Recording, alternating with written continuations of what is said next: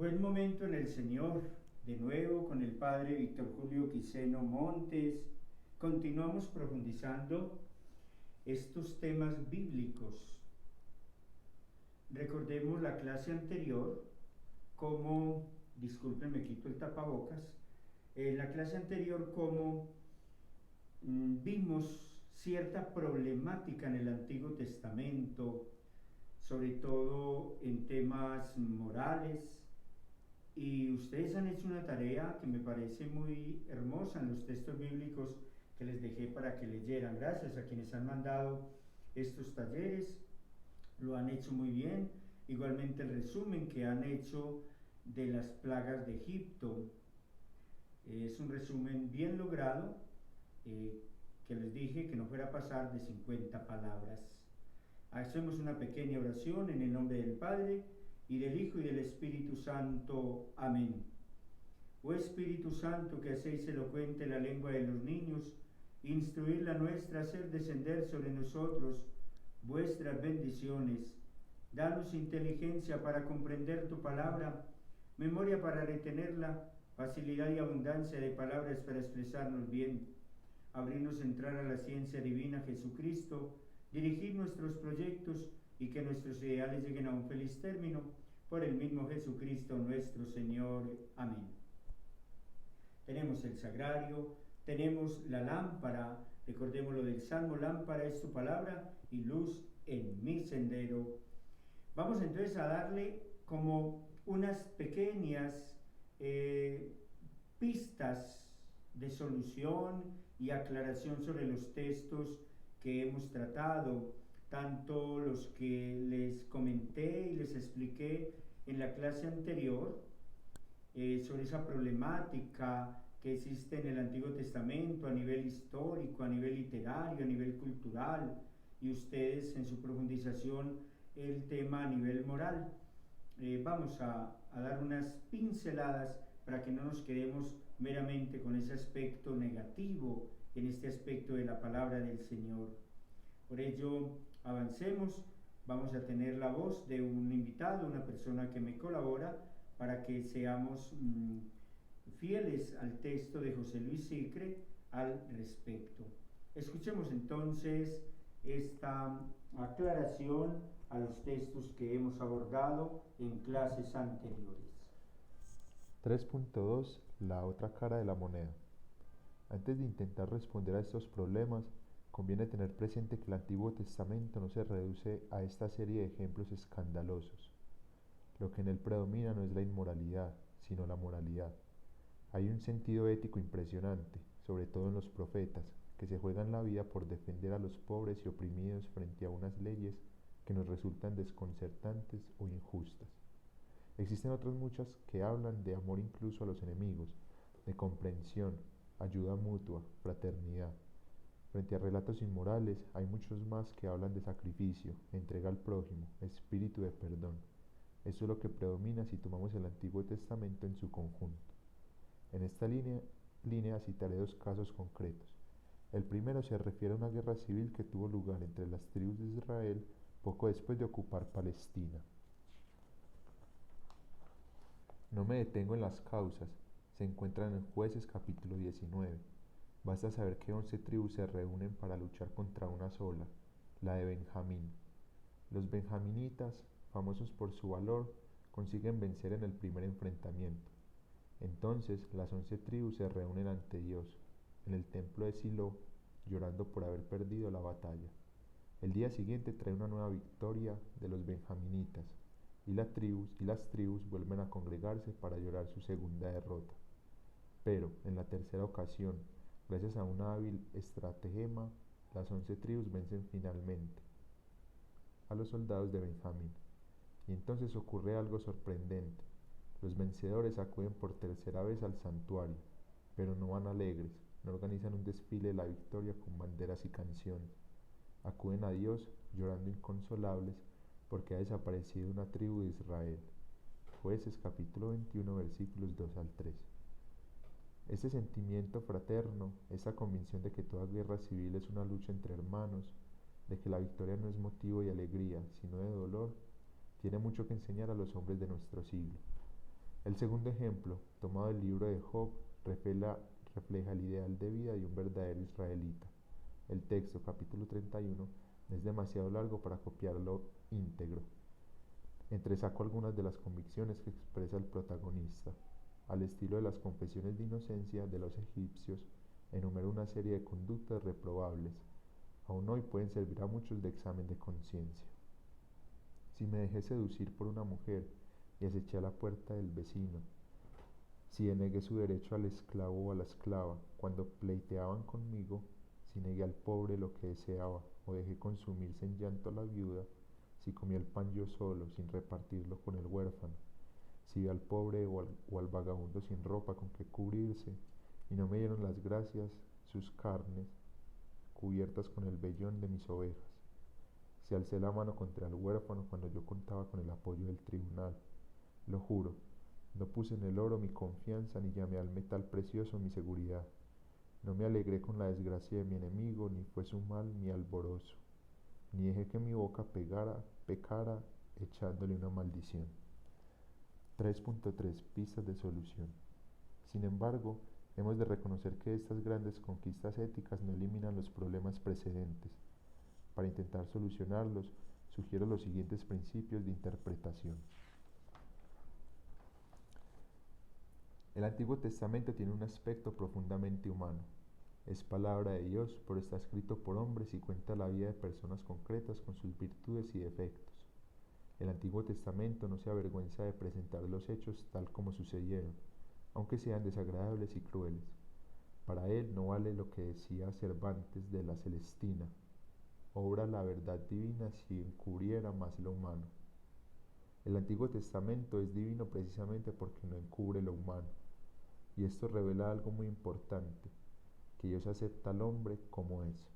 No ama seres ideales, sino a personas reales, con sus pecados, deseos de venganza, injusticias, blasfemias. Leyendo el Antiguo Testamento adquiere un relieve especial la afirmación de San Pablo: Cristo murió por nosotros cuando todavía éramos pecadores. Así demuestra Dios el amor que nos tiene. Romanos capítulo 5, versículo 8. El Antiguo Testamento es una obra histórica. No se escribió en poco tiempo, sino a lo largo de 12 siglos. A veces refleja costumbres muy antiguas, bastante bárbaras, que se fueron superando con el paso del tiempo. Por ejemplo, la práctica del anatema, destrucción total. En la Guerra Santa desapareció muy pronto e incluso podemos estar seguros de que nunca se llevó a cabo de la manera tan escandalosa como la presenta el libro de Josué. En este sentido, como muestra de una sensibilidad ética creciente, es curioso que el segundo libro de los Reyes presente la revolución de Jehú y la matanza posterior como algo querido por Dios. En cambio, un siglo más tarde, el profeta Oseas condena enérgicamente en nombre del mismo Dios aquel derramamiento de sangre que tuvo lugar en la llanura de Jezreel. A veces no entendemos rectamente el modo de expresarse de la Biblia y nos escandalizamos sin motivo, o con menos del debido. Un ejemplo famoso es el de la ley del talión, que muchos consideran la canonización de la venganza, ojo por ojo y diente por diente. Sin embargo, el sentido auténtico de la ley, que no es exclusiva de Israel, sino común con otros pueblos antiguos, es evitar que la venganza vaya más allá de lo debido. Para comprender esta norma hay que recordar el brutal canto de Lamec, contenido en Génesis capítulo 4 versículos 23 al 24. Por un cardenal mataré a un hombre, a un joven por una cicatriz. Si la venganza de Caín valía por 7, la de Lamec valdrá por 77. Esta desproporción entre el cardenal o cicatriz y la muerte es lo que intenta eliminar la ley. La venganza no puede ir más allá de la ofensa, ojo por ojo, diente por diente. Es posible que, incluso con esta interpretación, algunos se sientan escandalizados. En este caso, deberían recordar que nuestra justicia condena con varios años de cárcel, incluso robos relativamente pequeños. El que se escandalice de las normas del Antiguo Testamento debe reconocer que los cristianos no hemos mejorado mucho con respecto a él.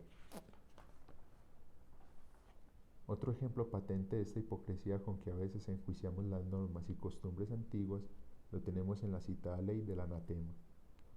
Sin intentar defenderla lo más mínimo, hay que decir algo en su favor. Pretende impedir que la guerra se convierta en medio de enriquecimiento. Al deber aniquilarlo todo, la campaña militar no repercute en beneficio de la tropa ni del pueblo. Los soldados no consiguen esclavos, ganados ni tesoros. La guerra santa se convierte así en la salida última, inevitable ante una situación extrema. Nunca podrá ser la tapadera de un afán de dominio o de las ventajas económicas de una minoría. No podemos interpretar como palabra de Dios lo que es palabra de los hombres. Por ejemplo, los deseos de venganza de Jeremías o del Salmo 137 o las blasfemias de Job. En este sentido, la liturgia ha hecho un pésimo servicio al pueblo cristiano, habituándolo a repetir mecánicamente después de cada pasaje bíblico palabra de Dios. En este tema hay que hilar muy fino. De lo contrario, con nuestras presentaciones simplistas y nuestra ignorancia redomada, podemos incurrir en el mismo pecado que San Pablo denunciaba a los judíos. Por vuestra culpa, maldicen los paganos el nombre de Dios. Romanos capítulo 2, versículo 24. Pero el principio más importante es que la moral del Antiguo Testamento es imperfecta.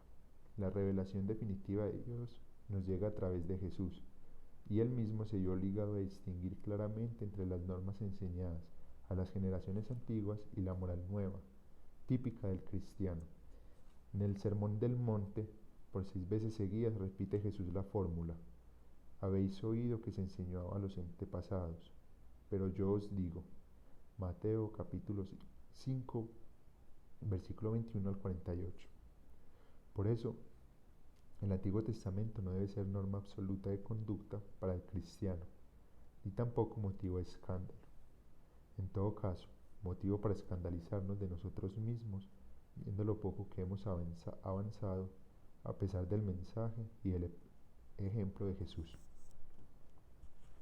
Muy bien, ahí tenemos entonces una explicación del mismo José Luis Sicre.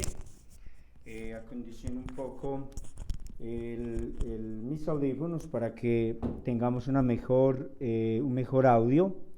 Así que esta explicación nos lleva a pensar seriamente cómo hay muchos aspectos de la palabra del Señor que no la podemos, repetimos, entender al pie de la letra.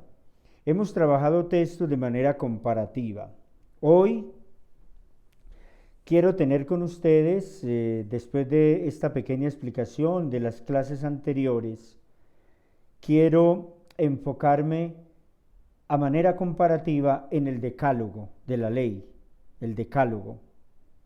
Muchas personas me han dicho: Padre, yo no me había enterado de que habían 2 narraciones sobre la creación. Tampoco se habían enterado esas circunstancias que ocurrían a nivel natural sobre las plagas de Egipto.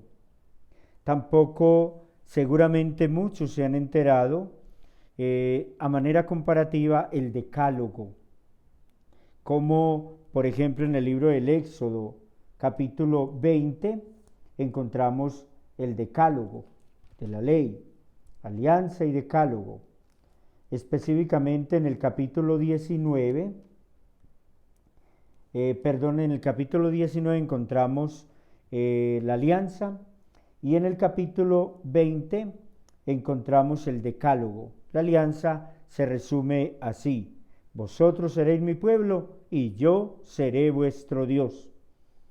En el decálogo encontramos, repito, el capítulo 20, los mandamientos más o menos como los tenemos formulados en los catecismos de la Iglesia Católica. Y nos vamos al Deuteronomio. En el capítulo 5 aparece también el decálogo y más o menos tiene similitud con el libro del Éxodo. El orden incluso es muy similar.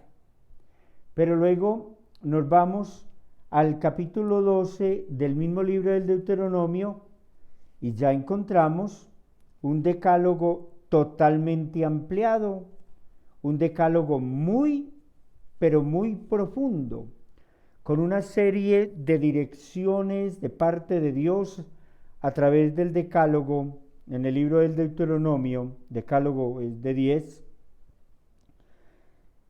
y aquí es donde quiero que pongamos la atención en esta clase número 5 de la Escuela de Estudios Ciberbíblico Eclesial, nivel 2. Repito, capítulo 20 del libro del Éxodo, el Decálogo, los 10 mandamientos más o menos como los tenemos en los catecismos hoy. Capítulo 5 del libro del Deuteronomio, el Decálogo, muy similar a Éxodo 20, pero donde sí encontramos grandes diferencias, aunque la esencia se mantiene. Me refiero aquí porque no sé si será atrevido a decir, esta idea sí se me ocurre en este momento. Es como si en Deuteronomio capítulo 12 iniciara la reglamentación de la ley. A nivel civil, ustedes escuchan que se hizo una ley para tal cosa, para tal otra, y de pronto dicen, pero todavía no se está poniendo en práctica porque aún falta reglamentar la ley. Deuteronomio, en el capítulo 12, yo lo que encuentro allí es como la reglamentación del Decálogo, aunque se habla del Decálogo, pero de este código deuteronomista encontramos muchas apreciaciones sobre la reglamentación. Aquí, por ejemplo, encontramos, y estamos hablando del capítulo 12, queridos hermanos, del capítulo 12 hasta ya les voy a decir, hasta el capítulo, creo que es 25. Les voy a confirmar hasta dónde va el tema del decálogo de la ley según el libro del Deuteronomio. Voy a mirar aquí para ser más precisos. Sí, llega hasta el capítulo 26. Ustedes miran, Padre, pero para formular 10 mandamientos nos vamos hasta el capítulo, del capítulo 12 hasta el capítulo 26, ¿sí? Es muy largo, pero muy interesante leer algunos apartes. También podrían existir situaciones casi que escandalosas sobre lo que se hace. Por ejemplo, a un hijo rebelde, preséntenlo a la ley, que lo apedreen y muera, para que sirva de escarmiento que no pueden haber hijos rebeldes en la familia. Eso está en los 10 mandamientos del libro del Deuteronomio, en el capítulo que comienza en el capítulo 12. Quisiera, y sí voy a leer algunos apartes, pero qué bueno que ustedes tengan en su casa la Biblia y vayan mirando. Dice así: estos son los preceptos y las normas que cuidaré de poner en práctica en la tierra que Yahvé, el Dios de tus padres, te ha dado en posesión todos los días que viváis en su suelo. Suprimiréis todos los lugares donde los pueblos que vais a desalojar han dado culto a sus dioses, en lo alto de los montes y en las colinas, y bajo todo árbol frondoso. Demoleréis sus altares, romperéis sus estelas, quemaréis al fuego sus hipos, derribaréis las esculturas de sus dioses y suprimiréis su nombre de aquel lugar. No procederéis así respecto de Yahvé vuestro Dios, sino que solo iréis a buscarle al lugar elegido por Yahvé vuestro Dios, de entre todas las tribus, para poner allí su nombre, morando en él. Allí llevaréis vuestros holocaustos y vuestros sacrificios de comunión, vuestros diezmos y los presentes de vuestras manos, vuestros votos y vuestras ofrendas voluntarias, los primogénitos de vuestro ganado mayor y de vuestro ganado menor, Allí comeréis en presencia de Yahvé vuestro Dios, y os regocijaréis vosotros y vuestras casas por toda empresa en que Yahvé tu Dios te haya bendecido. No haréis lo que nosotros hacemos aquí hoy, cada cual lo que le parece bien, porque todavía no habéis llegado al lugar de descanso y a la heredad que Yahvé tu Dios te da. Pero cuando paséis el Jordán y habitéis en la tierra que Yahvé vuestro Dios os da en herencia, cuando Él os haya puesto al abrigo de todos vosotros y vuestros enemigos de alrededor, y viváis con tranquilidad, llevaréis al lugar elegido por Yahvé vuestro Dios. Fíjense que aquí se está hablando del primer mandamiento, pero todo lo que hay que cumplir en torno al primer mandamiento, hasta destruir si alguien ha incumplido este primer mandamiento.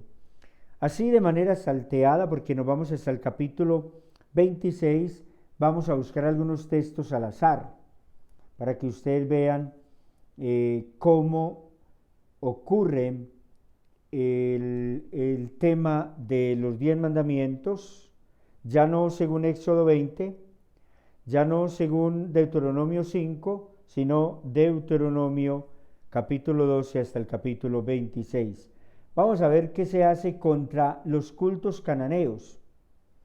Cuando Yahvé tu Dios haya exterminado las naciones que tú vas a desalojar a tu llegada, cuando las hayas desalojado y habites en su tierra, guárdate de dejarte prender en el lazo siguiente su ejemplo, o mejor, en el lazo siguiendo su ejemplo, después de haber sido ellas exterminadas ante ti, y de ir en busca de sus dioses, diciendo: ¿cómo servían estas naciones a sus dioses? Así lo haré yo también. No procederás así con Yahvé tu Dios, porque todo lo que es una abominación para Yahvé, lo que él detesta, es lo que hacen ellos en honor de sus dioses, porque hasta a sus hijos y a sus hijas queman al fuego en honor de sus dioses. Y aquí hay una contra las seducciones de la idolatría. Los invito para que cuando les quede tiempito hagan el esfuerzo de leer este decálogo, estos mandamientos desde el capítulo 12 del libro del Deuteronomio. Por aquí tenemos uno contra una práctica idolátrica, animales puros e impuros, el diezmo anual. Miremos animales puros e impuros. Leamos un pedazo. Capítulo 14, versículo 3 y siguientes. No comerá nada que sea abominable. Estos son los animales que podréis comer. Estamos hablando de los 10 mandamientos, según Deuteronomio, a partir del capítulo 12. Estos son los animales que podéis comer: buey, carnero, cabra, ciervo, gacela, gamo, cabra montés, antílope, búfalo, gamuza. Todo animal de pezuña partida, hendida en dos, y que rumia, lo podéis comer, de pezuña partida. Entonces el cerdo sí se podría comer, es de pezuña partida. El cerdo jabalí. Sin embargo, entre los que rumian y entre los animales de pezuña partida y hendida no podréis comer los siguientes.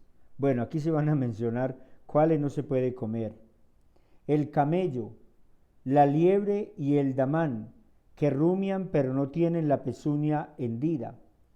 Los tendréis por impuros. Aquí me retracto, porque la palabra a renglón seguido dice: tampoco podréis comer el cerdo, que tiene la pezuña partida y hendida, pero no rumia. Lo tendréis por impuro. No comeréis su carne, ni tocaréis su cadáver.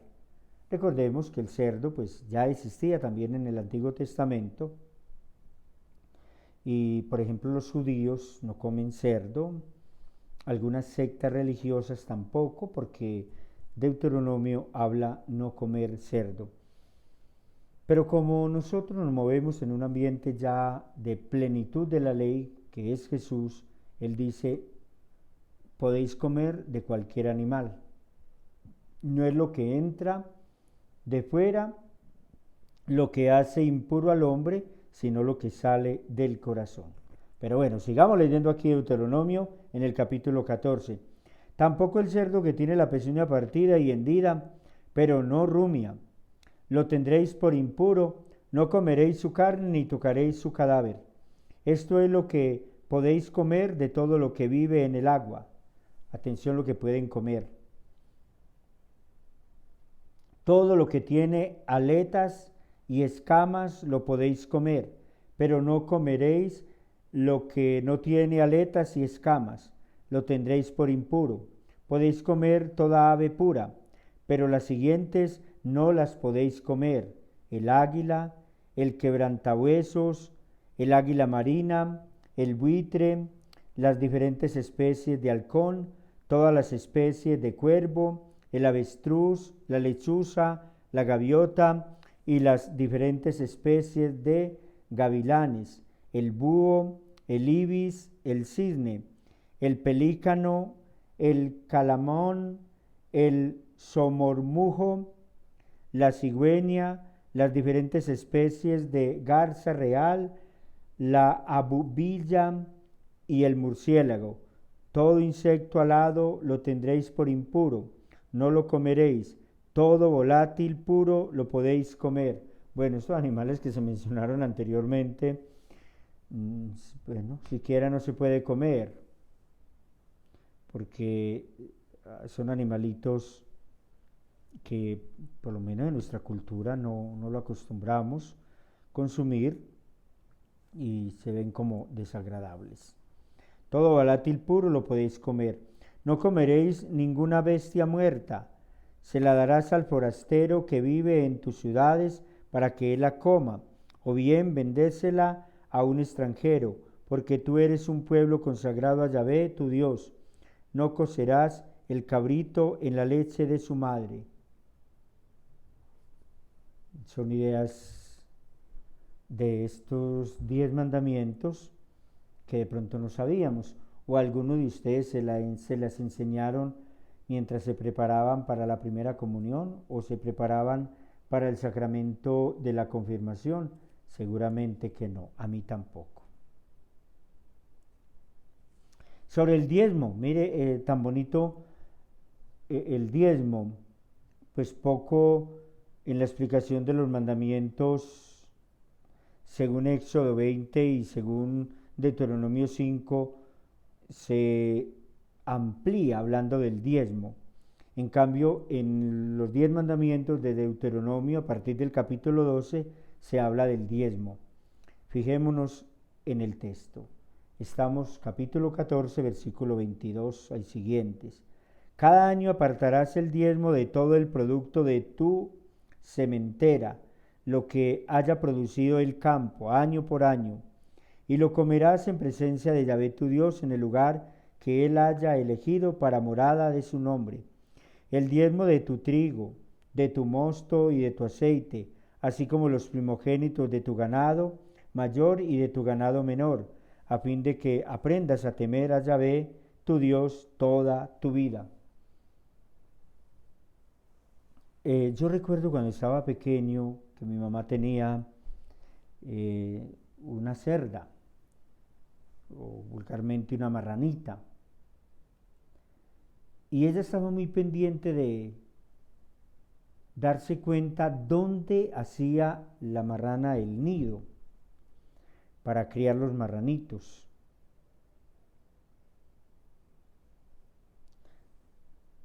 Y en el afán de ponerles cuidado, se iba, y el primer cerdito que nacía se lo señalaba, decía ella, al Señor.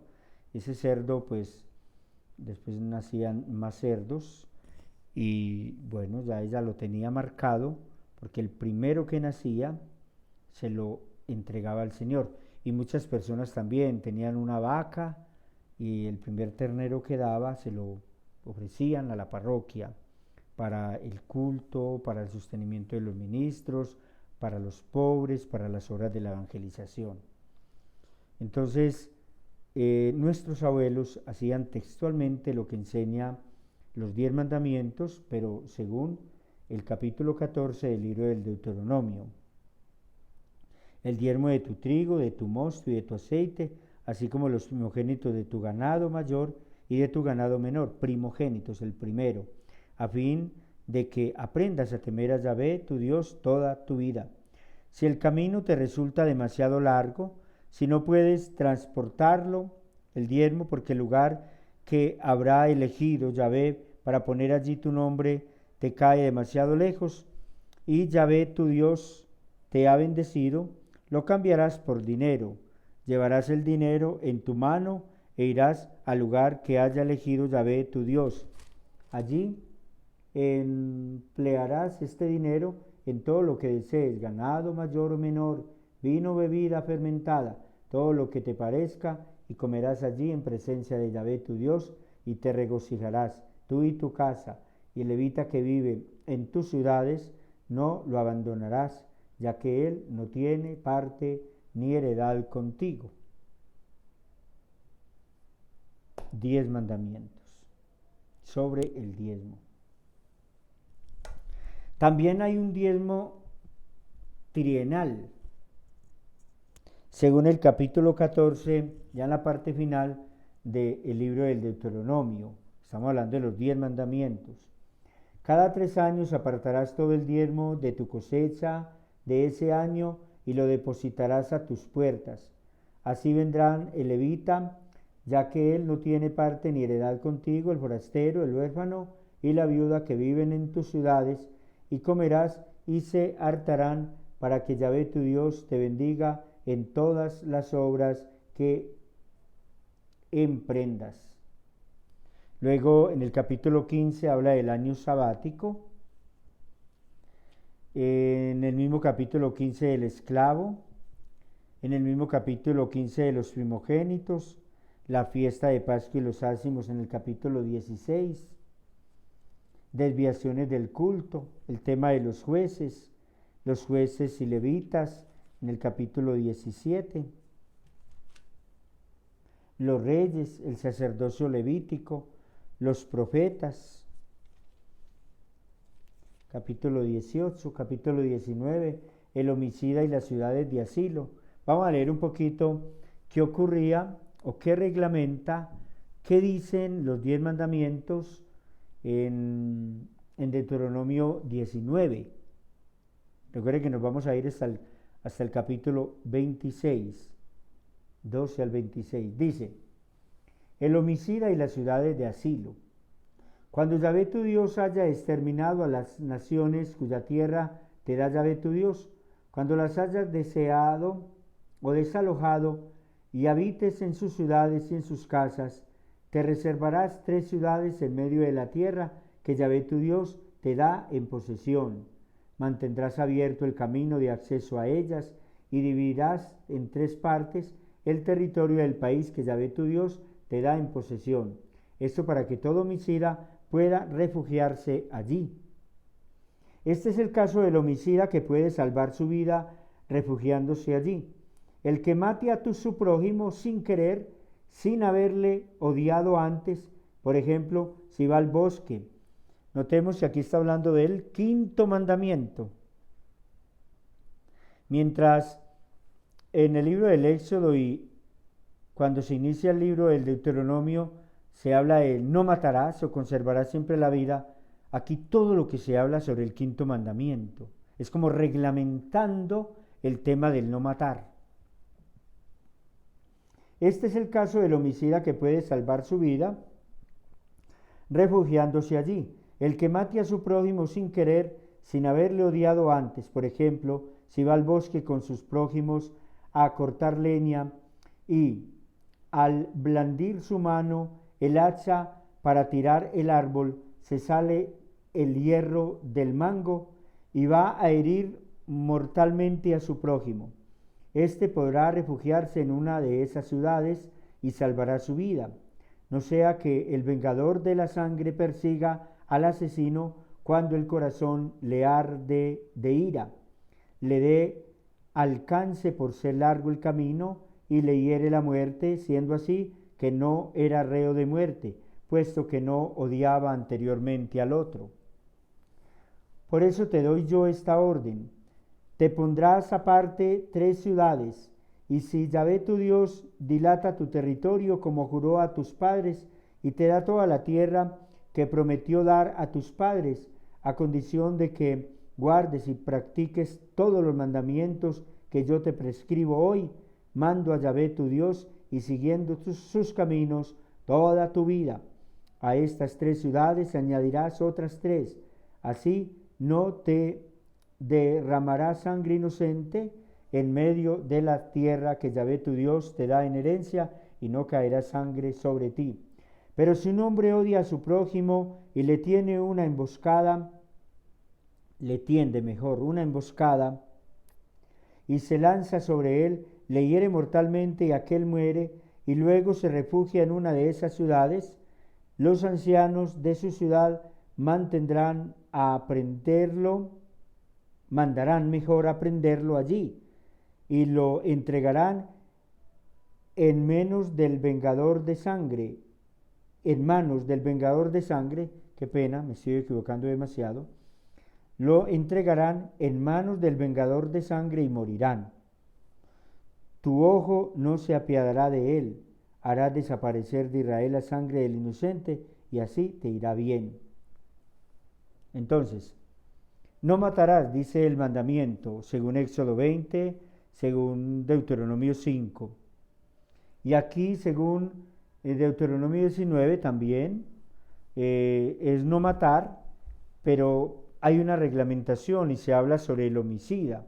Si el homicida, es decir, el que dio muerte a otra persona, lo hizo de manera involuntaria, le iba a mandar el hacha a un árbol y se la dio a una persona, él puede refugiarse en otra ciudad y no morirá. Pero si lo hace de manera voluntaria, como dice, le tiende una emboscada, lo asalta y lo asesina, este asesino debe morir. Eso lo dice la Biblia, no lo digo yo. Hay un tema sobre los límites. Por ejemplo, los límites. No desplazará los mojones de tu prójimo, los que pusieron los antepasados en la heredad recibida en la tierra que Yahvé tu Dios te da en posesión. Entonces, sobre los límites hay un mandamiento. Los mojones son como los zanjones que se hacen para dividir las tierras. Esto le pertenece a Julanito y esto le pertenece a Peranito.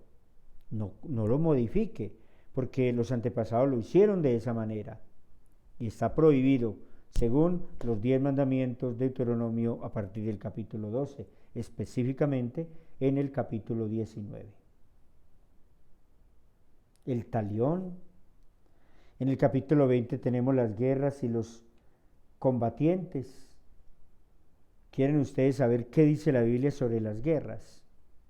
Léanse en el capítulo 20 y qué reglamentación tiene Dios allí. La conquista de las ciudades, el caso del homicida desconocido. En el capítulo 21 es el homicida desconocido, capítulo 21 los cautivos, derecho de primogenitura. En el capítulo 22 tenemos prescripciones diversas. En el capítulo 22, calumnias contra la reputación de una joven. Tenemos el adulterio. Vamos a mirar sobre el adulterio en el capítulo 22. Si se sorprende a un hombre acostado con una mujer casada, morirán los dos. Oiga, morirán los dos. El hombre que se acostó con la mujer y también la mujer, así hará desaparecer de Israel el mal. Fornicación. Morirán los dos. Si una joven virgen está prometida a un hombre y otro hombre le encuentra en la ciudad y se acuesta con ella, los sacaréis a los dos a la puerta de esa ciudad y los apedrearéis hasta que mueran. A la joven por no haber pedido socorro en la ciudad, y al hombre por haber violado a la mujer de su prójimo.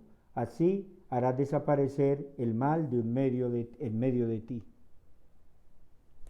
El violador muere, y la mujer, si no pidió auxilio, si no gritó, si no trató de defenderse, también morirá. Estamos en el 6º mandamiento. Sigue el texto, capítulo o versículos 25, versículo 25 del capítulo 22. Pero si ha sido en el campo donde el hombre ha encontrado a la joven prometida y la ha forzado y se ha acostado con ella, solo morirá el hombre que se acostó con ella. No hará nada a la joven, no hay en ella pecado que merezca la muerte. Atención, pero si ha sido en el campo donde el hombre ha encontrado a la joven prometida y la ha forzado y se ha acostado con ella, solo morirá el hombre que se acostó con ella. No hará nada a la joven, no hay en ella pecado que merezca la muerte. El caso es semejante al de un hombre que se lanza sobre su prójimo y lo mata, porque fue en el campo donde la encontró la joven prometida, gritó, pero no había nadie que la oyera. Entonces, el primer caso, hay una violación de una mujer que está en su propio terreno y por ahí debe estar cerca la familia porque no gritó. Entonces, que muera el violador y muera ella. Aquí, la mujer está pero en el campo del violador. Entonces, pudo haber gritado, pero no había nadie, no estaba su familia cerca. Muere solamente el violador. En el capítulo 23 encontramos: nadie tomará la mujer de su padre, ni retirará el borde del manto de su padre. Leyes asociadas y culturales, pureza del campamento, capítulo 23, capítulo 24, el divorcio. Leemos sobre el divorcio, vamos a mirar, iniciando el capítulo 24. Si un hombre toma una mujer y se casa con ella, y resulta que esta mujer no halla gracia a sus ojos porque descubre en ella algo que le desagrada, le escribirá un acta de divorcio, se la pondrá en su mano y la despedirá de su casa. Si después que ella ha salido y se ha marchado de casa de éste, se casa con otro hombre, y luego este segundo hombre la aborrece, le escribe el acta de divorcio, se la pone en su mano y la despide de su casa, o si se muere este otro hombre que se ha casado con ella, el primer marido que la repudió no podrá volver a tomarla por esposa después de haberse hecho ella impura, pues sería una abominación a los ojos de Yahvé, y tú no debes hacer pecar a la tierra que Yahvé tu Dios te da en herencia. Sobre el divorcio. Muy entendido. Medidas de protección. En el capítulo 25 encontramos la ley del levirato. ¿Qué es la ley del levirato? ¿Quieren que les lea? Les voy a leer. Busquen capítulo 25, versículo 5. Si unos hermanos viven juntos y uno de ellos muere sin tener hijos, la mujer del difunto no se casará fuera con un hombre de familia extraña. Su cuñado se llegará a ella y la tomará por esposa y cumplirá con ella como cuñado, y el primogénito de que ella dé a luz perpetuará el nombre de su hermano difunto. Así su nombre no se borrará de Israel. Pero si el hombre no quiere tomar a su cuñada por mujer, subirá su cuñada a la puerta donde los ancianos y dirá: mi cuñado se niega a perpetuar el nombre de su hermano en Israel, no quiere cumplir conmigo como cuñado. Los ancianos de su ciudad lo llamarán y le hablarán. Si al comparecer dice: no quiero tomarla por mujer, su cuñada se casará a él, su cuñada se acercará a él en presencia de los ancianos, le quitará la sandalia de sus pies, le escupirá la cara y pronunciará estas palabras: así se hace con el hombre que no edifica la casa de su hermano, y se le llamará en Israel casa del descalzado. Muy curioso, la ley del levirato. Una mujer se casa con Pedro. Pedro tiene un hermano que se llama Juan. Pedro se muere. Ella tiene derecho a casarse con Juan. Si Juan no quiere casarse, mire lo que le hacen: le quitan la sandalia, lo escupen en la cara. Estamos hablando sobre la ley del levirato, casarse con el cuñado.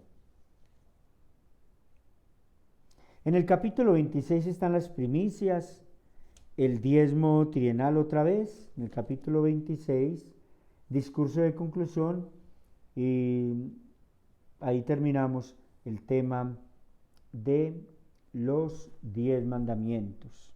No lo leí todos los capítulos, algunos elementos. Fíjense ustedes la palabra del Señor, como también en el tema de los 10 mandamientos, pues hay ciertas diferencias muy sustanciales en torno a la aplicación de la ley de los 10 mandamientos. Si ustedes quieren mirar las 3 connotaciones que son diferentes en los 10 mandamientos, lean Éxodo 20, lean Deuteronomio 5 y los 10 mandamientos, pero explicados, que parece como una reglamentación de la ley sobre los hijos rebeldes, sobre los límites, sobre el adulterio, sobre la fornicación, sobre la ley del liberato, sobre las primicias. Allí encuentran absolutamente todo, y de manera muy amplia en el capítulo 12 al capítulo 26 del libro del Deuteronomio. Nos encontraremos en una próxima oportunidad. Mil bendiciones. La idea es que ya en un próximo video, este queda un poquito extra, lo voy a colocar para que lo podamos analizar, a ver si el lunes santo, que estamos tan ocupados, pues no tenemos que ponernos en este tema de estudio bíblico. Entonces me disculpan que les esté llegando en este momento, y para adelante. Luego miraremos algunos aspectos que son teológicos. Discúlpenme un momentico. Vamos a mirar los problemas teológicos para que terminemos estas primeras secciones sobre la problemática del Antiguo Testamento, y luego escucharemos al padre Evelio, que continúa con la temática. Mil bendiciones, para adelante. De aquí no les voy a colocar ninguna tarea, pues más que leer. Lean. En algún momento de pronto me envían algún mensajito o qué entendieron del ejercicio que hicimos hoy. Fue muy sencillo, y para adelante. La bendición de Dios Todopoderoso, en nombre del Padre, del Hijo y del Espíritu Santo. Amén. Un abrazo para todos en el Señor. O de pronto sí les mando para el seguimiento alguna preguntita o dos sobre lo que vimos en el día de hoy. Que Dios los bendiga siempre.